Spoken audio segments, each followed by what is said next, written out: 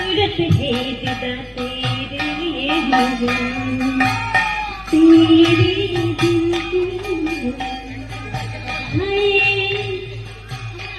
হয়ে গেল মারে বুঝলাম আমার লাগে একটা পালাক ব্যান্ডেড কাজল আনটা তাই এমনি কাজল লাইল কেমন আছে আসছে আসে ও তনুরে বলতে লাগবে তাড়াতাড়ি আইতে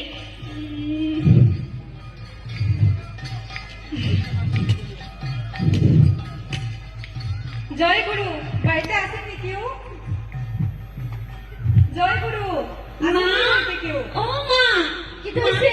তুমি জানি আইছে ডাকরে তোমারে তোর খালি আসতে দিন সাজান না সা আমি এই যে কিটা করতাম খালি খাড়া বেরাস আগে আমার কাজল লাগবো তারপরে আর আমার ফান করতে করতে খবরের গিলা থেকে ধরে গেছে তুই তো বস এখানে ছাড়ছ না আমি ঘুরি আই জয় গুরু আমরা সৎসঙ্গের তরফ থেকে আইছি আচার্যদেবের এখন নির্দেশ প্রত্যেকটা মানুষের বাড়ি বাড়ি যাওয়া তো খোঁজ খবর নয় তো আপনি ভালো আছেন? আছি ভালো আছি। আপনার একটা দীক্ষা দিচ্ছিলেন কোন সময়? আমরা তো দীক্ষা নিছিলাম 10-15 বছর আগে আর কি। আচ্ছা আপনার মেমি দেখলাম যখন ওই আর কই না যা দুরন্ত আস্তে দিন আয়নার মেকআপ লই আছে। আচ্ছা আর খালি খারাপ ঘুরায়। ও দিদি শ্রী ঠাকুরের অনুযায়ী তো 11 ক্লাসে দীক্ষার বয়স, আপনার মেয়ের কত বয়স হইল? আমার মেয়ে তো এই 12 পড়িয়া শুনে 13তে পড়ছে আর কি। আচ্ছা দিদি একটা কথা হয়েছে কই। এই যে একটা বয়স, এই বয়সে এরা না ছোট আবার না বড়, আবার এই বয়সে ফুল কিন্তু বিভিন্ন উঠে, ফুলের রঙের শেষ নাই, তার মধ্যে একটা ফুল হচ্ছে প্রেমের ফুল। এই যে প্রেম এটা কিন্তু সবাই আপনারা বলতে পারতো না, কিন্তু ফলে কইব কারে গিয়া নিজের ওই বন্ধু বান্ধবে এরাও এটা এরাও বয়স জীবনের অভিজ্ঞতা নাই। ওই শেষ টুকির মা তোমার ঘরে কে আইছে গো? তো তারা সৎসঙ্গ কি তাগো জয় গুরুতে গেলে জয় গুরু মন্দির থেকে তারা কি লেগে আইছে গো? তারা কইরা আর কি ওই টুকিরে মানে দীক্ষা দেওয়ার কথা। তারা কি সান্দানে ওর লেগে আইছেনি? না তারা ডিপ্লোয়ার্সের কাজে আইছে। ডিপ্লোয়ার্স কি টাকা নি তুমি? না আমরা দীক্ষা নিছিনি, বাইশটা বিল করিনি, ওই ব্যাপারে আমরা সাথে কথা বলছি। দীক্ষা তোমার খালি নয় তা আমার টুকিটা যে চঞ্চল দেখছেন তারা কইরা দীক্ষা নয় তা দীক্ষা তো বয়স হইছে গো? ওই তো আপনার 12 ঘরে এসে 13 পড়বো। ও টুকির মা তুমি এমন সর্বনাশ করো না।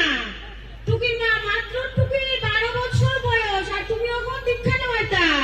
টুকির বিয়ে শাদী হোক তারপর টুকির দীক্ষা নয়, বা বিয়ের আগে কখনো কোনো সময় টুকির দীক্ষা নেওয়ায় না। তখন দীক্ষার বয়স না। টুকির বিয়ে হোক কার ঘরে যাইবো তারপরে ওরা মানতো না, বুঝছো নি? অমন দীক্ষা নেওয়ায় না। টুকির আগে বিয়ে দেয় তারপরে টুকির দীক্ষা দিব। ওই শ্বশুর বাড়িতে গেলে ওখন দীক্ষা নেওয়াই বা টুকির শ্বশুর বাড়ি কেউ মানতো না, বুঝছো? আমার টুকির দীক্ষা নেওয়াই না। আমার কথাটা বুঝছো? আমি ভালো লেগে কইছি তোমারে, বুঝছো? আমার টুকির দীক্ষা নেওয়াই না, বুঝছো? আমি তোমার ভালো লেগে কইছি, ভালো লেগে। হ্যাঁ আচ্ছা গো দিদি একটা কথা কই, আমরাও তো শুনলাম তাইলে কথাটা ঠিকই আছে, কিন্তু অনেক সময় কিন্তু আমরা দেখি একটা সুন্দর শৃঙ্খলা পরিবার কিন্তু একটা মেয়ে গিয়া সংসার সময় নষ্ট হয়ে যায়, আবার দেখি একটা বিশ্রী পরিবার জঘন্য পরিবার কিন্তু একটা ভালো মেয়ে গিয়া সংসারটা কত সুন্দর হয়। এখানে কারণ একটা মেয়ের মধ্যে যত মানবিকতা যত সততা বেশি থাকে তত একটা পরিবার সুন্দর হয়, আর যত ফল থাকে তত পরিবার নষ্ট হয়। একটা মেয়ে যখন ঠাকুরে ধরে তখন তার মধ্যে মানবিকতা সততা এটা বাড়ে, এটা কোনোদিন কমে না। আমরা ভাবে মেয়েরে বিয়ার আগে দীক্ষা নয় কেন? আচ্ছা বলছেন এই যে আমরা দীক্ষা আমরা কিনা করি ওই 1 মিনিটে বিশ্ববিদ্যালয় করি ঘুম থেকে উঠছে আর 5 মিনিট অন্যতম আমরা দিনে নাম করি। এই যে 24 ঘন্টা আমার মধ্যে 5 মিনিট 6 মিনিট 1 মিনিট বিশ্ববিদ্যালয় আর 5 মিনিট নাম করবো, সারাদিন তাই মাথার ঠাকুর থাকবো। এতে কিটা হইব এই যৌবন বয়সে কোনো ভুল করতে গেলেও দেখবা ঠাকুরে কেমনে না কেমনে তাকে আটকাই দিচ্ছে, এতে গিয়া অনেক বাচ্চারা বাঁচে যায়।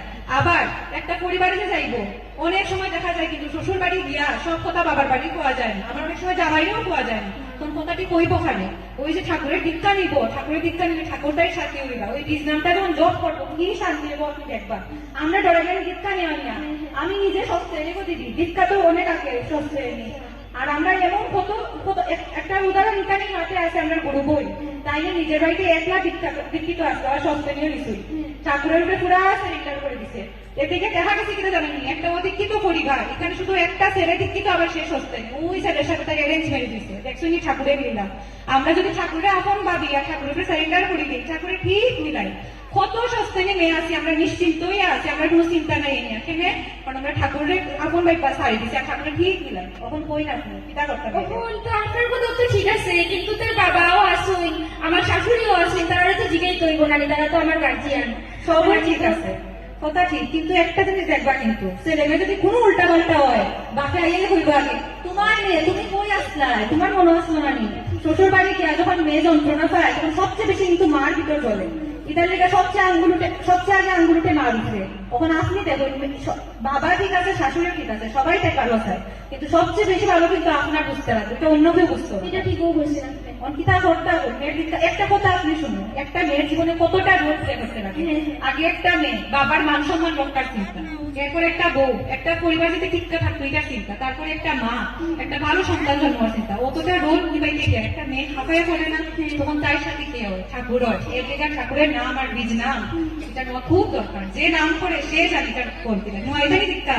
না, আপনারা যে কইরা ঠিকও হইছেন কথা, আসলে না টুকিটারে দীক্ষা নইলেন। এই টুকি, এই টুকি, ইস, এটা একটা দিন খালি খারাপ বেড়ায় আর সাজার দেশ। আমার আজকে দীক্ষা হইব, একটু পরে ঋত্বিক দেবতা আইবা, তুমি শ্রী ঠাকুর অনুকূলচন্দ্রের দীক্ষা নিবা, বুঝছো? তুমি তাড়াতাড়ি করে ড্রেস চেঞ্জ কইরা হাত পা ধুয়ে আসো। আচ্ছা আচ্ছা, ঠিক আছে মা, ঠিক আছে। আয়াও।